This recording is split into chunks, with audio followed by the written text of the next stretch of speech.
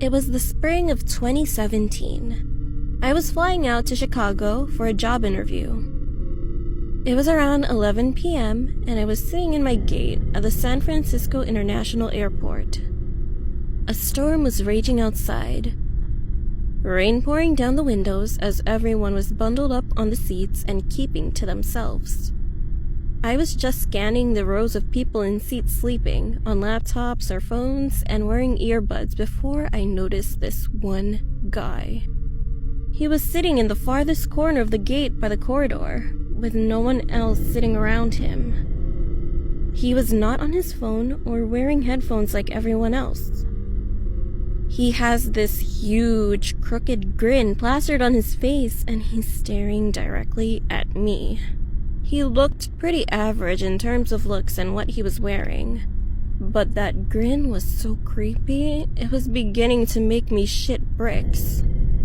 Naturally, I turned away and pretended I hadn't seen him. But the fact that he was staring at me made me continuously turn to eye him back without realizing. Eventually, they called our gate and I boarded the plane. I took my seat in the business class right by the window and went on my phone, checking Instagram and texting friends.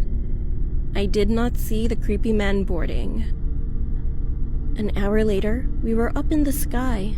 Sometime through the flight, I got up to use the bathroom, and as I was finishing up in there, someone knocked on the door. I called out, "Occupied," but the person continued knocking repeatedly and aggressively.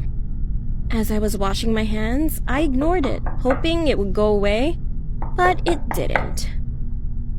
So I opened the door to make some ballsy remark, but froze when I saw who was in front of me.